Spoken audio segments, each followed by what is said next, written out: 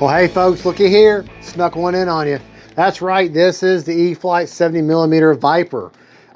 Bind and Fly, their newer generation of it, and I tell you what, this thing is absolutely fabulous. Now, the Maiden, we went to do the Maiden yesterday, or this morning, early this morning, and we used a different kind of rig, and camera rig on with my phone on a gimbal, and it just didn't keep up, and so much of the flight was out of focus and out of frame and everything, so it just didn't work out. So I can't show you a true Maiden. All right, so instead we're going to go out to the field now. We're going to use our main camera. We were just trying something, and we're going out to the field now, and we're going to get you a real Maiden, and I'm going to go over the plane and everything, and hopefully it should fly just as well as this thing looks. I mean, the Maiden this morning went great. So I'm thinking I'm not going to have any issues, and so I've already, in the flights this morning that didn't turn out, I worked out my flaps, I worked out my rates, and I got her flying good, and I'm telling you, she flies as good as she looks. So let's go out in the field. I'll meet you there now. She's wonderful. Spoiler alert, great plane. Hey folks, Fat Guy Flies RC. All right, we're going to take up the E-FLITE VIPER 70mm. Yes, this is a new plane. Yes, I snuck this in on you. No, it's not the Maiden. We actually came out here early this morning. We had a different camera rig, and I filmed the Maiden in the second flight, and it just did not take. Kept getting out of view. We were trying something different, and the footage was absolutely unusable. So technically, this will be the third time the flight is in the air, or the plane's in the air, but it'll be the first time on the channel. So it's the channel Maiden. All right, let's take her up, and I'm going to be sticking with my new format of, just to let y'all know, I'll do the flights, give you a battery check, and then back in the man cave is when I'll do the after battery report and telling you about the plane and my rates and all that. So, all right, stay tuned. Let's take her up in the air and have some fun. Timer set for 4 minutes. I've already gone through and worked out my flaps and what settings and everything the plane flies the best in, so I'll be able to, you'll see that, and you'll find out at the end of the video what they are after both flights, and be able to share that with you. I have also calibrated the KM model afterburner in there to only come on at about 40 to 50% throttle. So, but right now it's so bright you probably wouldn't be able to see it anyways. I finally I mean, I know that's not scaled, and this is not a scale plane, but I started thinking about, I do have several scale planes that I have afterburners, and I need to get in the habit of doing them correctly. And besides that, when they're always idling all the way, it does it's hard on the LED lights. All right, so let's take up third flight technically, first time on the channel, the E-FLITE VIPER 70mm.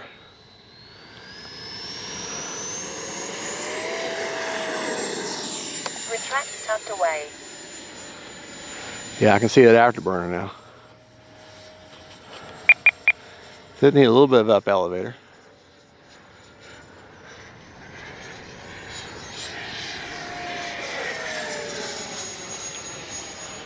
Loser, sorry. Yeah, I didn't know you were doing that. Yeah.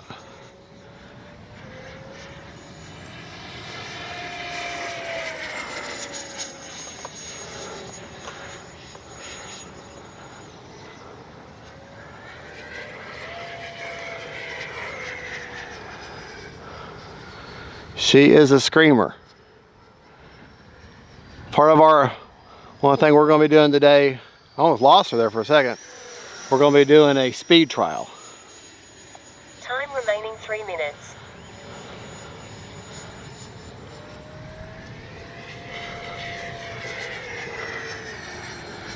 All right. Start slowing our roll down.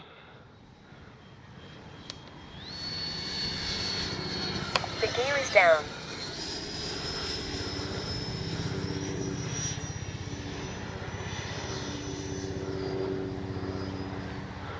All right. Landing flaps. I really like my flap settings. Just a slight amount of ballooning, which is really what you want when you're coming down, just to slide a bit.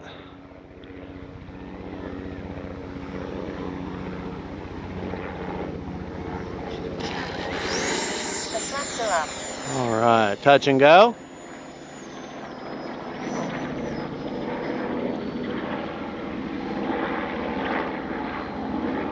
Landing flaps.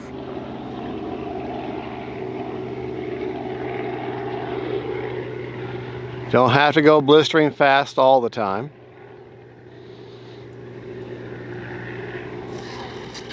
Whoa. Whoa. And the VIPER bounce, the VIPER bounce caught me. All right. Try that again. We can't leave it like that. All right, we'll do takeoff flaps this time. The flaps are up. Retracts tucked away. Gonna go up, flip it. ESC 21.4 volts. All right. Now we're gonna land it. The gear is down. Landing flaps. Try to improve upon that landing. Vipers are a little more complicated to land than most because you have to nose in and you don't flare as much. Whoa! Whoa! Flaps are up. ESC 21.5 volts. I think we're gonna do a no flap landing.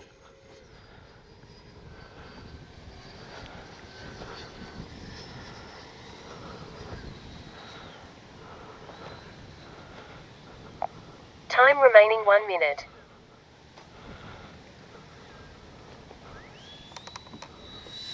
Whoa.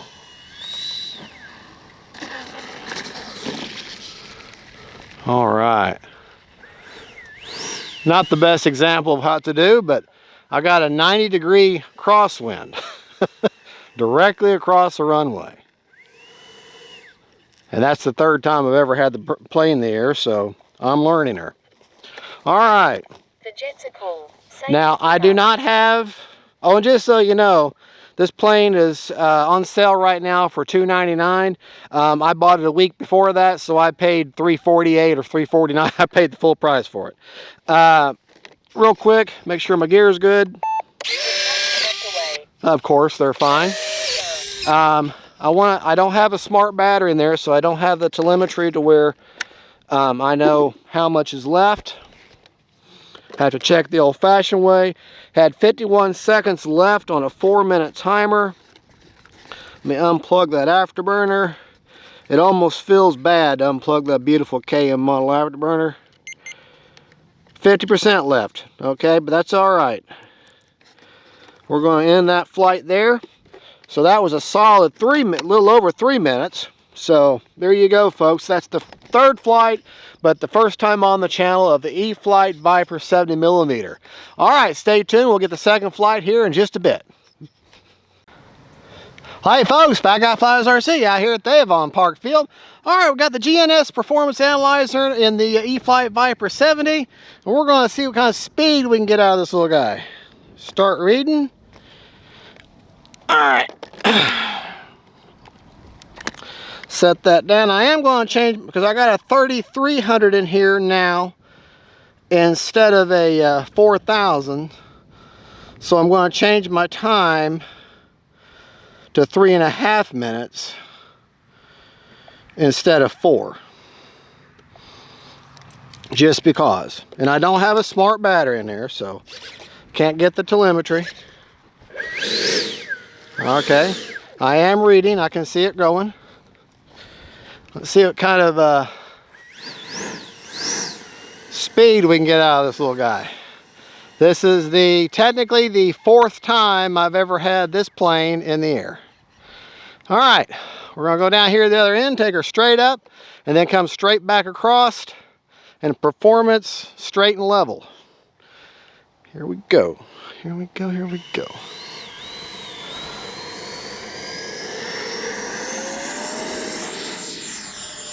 All right. Retracts tucked away. All right, here we go. That's full speed. All right, one more time. Time remaining 3 minutes. All right. The gear is down. Landing flaps.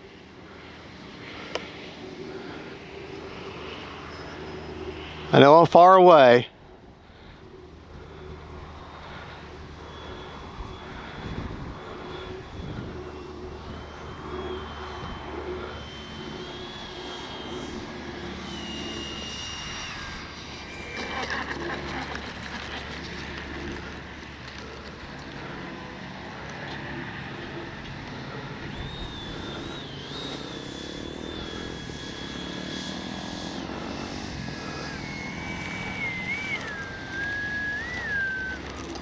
Braking.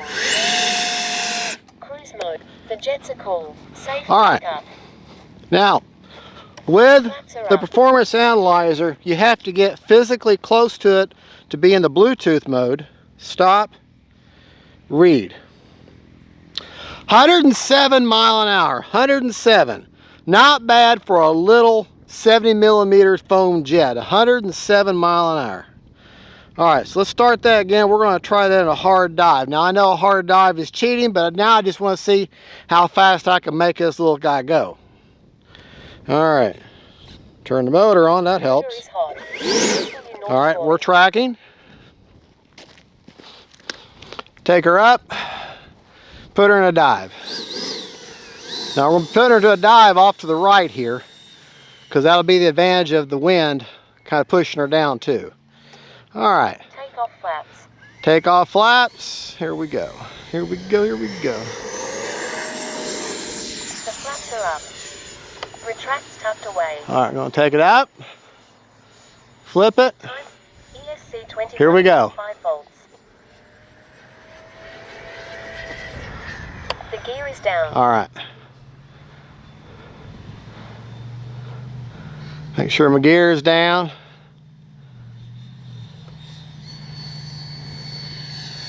And it is.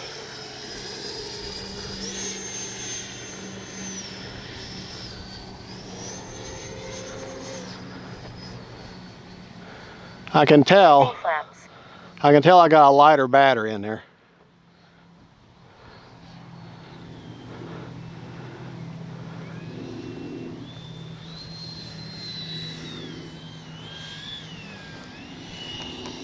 Whoa. Whoa. Whoa. I always kick my leg up when I do that. The flaps are up. All right. And that was the famous VIPER bounce. And you know I can't leave it like that.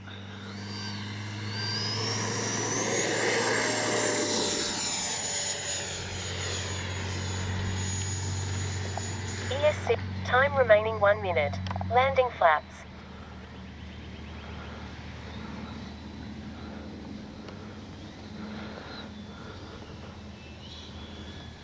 The flaps are up.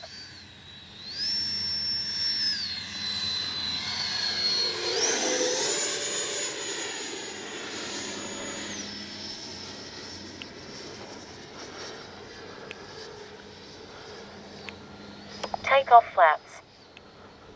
30 seconds.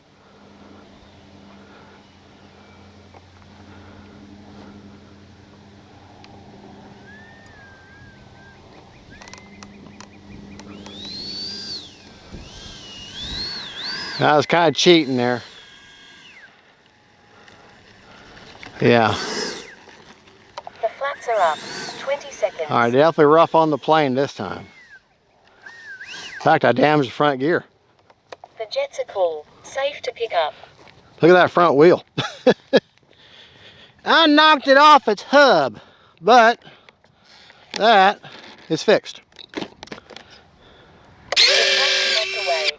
Tough. Tough. Tough gear. But there again, you know, it's like the old thing, you get what you pay for, you know. Pay a little more for a little bit more of a quality plane. Stop. Read. Ha! 119 mile an hour. And we stayed below the 400 foot. 351 feet, but we were underneath the 400 feet ceiling. 119 mile an hour and a little 70 millimeter jet. You can't beat that with a stick. Well, you probably could, then you wreck your model and then you're mad at yourself, because why would you just beat your toy with a stick? But hey, why not? All right, well, that was a speed test, 107 and 119. And like I say, when we go back to the man cave and do the after assessment of all 3 videos, we'll talk about that then. Oh, check the battery, check the battery. This is why I got my camera precious with me. I don't have a smart battery, so I don't have telemetry. I got a stupid battery and a stupid pilot and a smart ESC. So unplug that beautiful KM model afterburner, which almost seems sacrilegious.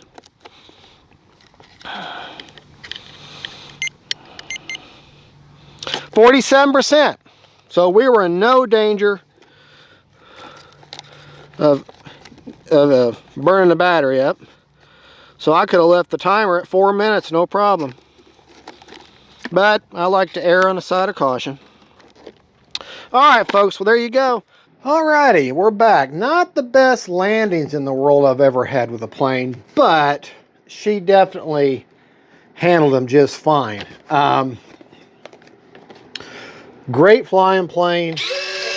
Very robust gear. Of course, it has to be with the landings I did. And that wheel that it just popped right back on, no problem at all. It just came off the hub and it just popped right back on, so no damage there. CG on the plane, since I've got it here, is 80 to 90 millimeters back from the leading edge root, which is where I've got 2 glue marks. I actually wrote 80 and 90 on there.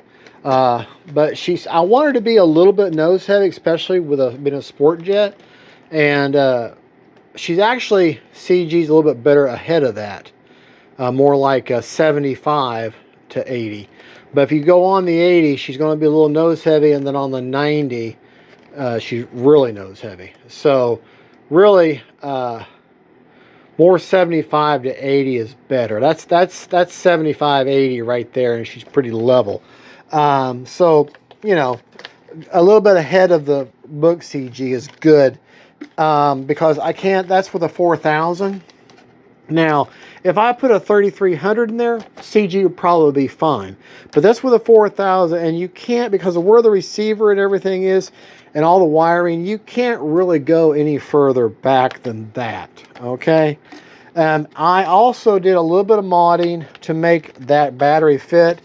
I cut my pilot out, shaved some of the foam, because it just so happens that where that knuckle and everything for the strap right underneath that pilot. So I cut that out, shoved him in a little bit, shaved some of that off, and then hot glued him back in place. So he's actually kind of raised, and then of course all that foam blew in there is making it look. But so he's a little raised up. His head is actually touching the top now. But now the hatch goes down, no problem whatsoever. I also, because I did that speed trial, I wedged my GNS performance analyzer in there where I can see it, okay? And I can also see the afterburner. And so I cut that out and then took a Sharpie and painted the black, or the white foam black, and that way it doesn't look so bad. But that way I can see that performance analyzer, and I can see my afterburner. Now, the other thing I've done is I've calibrated the KM model afterburner to only come on at about 50% throttle. Okay? Motor's on. Okay. So you can see, gonna get loud in here. Okay. It's just flashing a little bit, but it won't come on until I get, up 50%. And then, of course, at 100%, it turns almost red, almost blue. So, all right, well, there you go. That's that.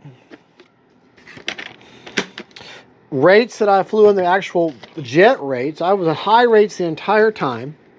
Okay. And my, just the plane rates, not the AS3X, but just the plane rates. Aileron. High rate, 100% on the ailerons, 30% expo, 30% expo on elevator and rudder, or elevator and aileron. Elevator, 100%, 30% expo, and on my rudder, 100%, but with 40% expo. Now, my AS3X settings, well, actually, we'll go over flap settings real quick since we're here. Now, there is a mix needed. For flaps up is 100% on Spektrum. I know what the book says, but trust me, it's 100%, okay? For takeoff, these worked out really well for me. Takeoff It's flaps. 50%, but with a 6% up elevator. Not down, but actually up. And then for landing, okay, Landing is flaps. 0% and with 11% up elevator. Okay, 2-second deployment. It's almost enough you can't even Takeoff flaps. you can't even The really flaps are even up. see it. Takeoff flaps. It's flaps. almost discern. I can't say that word.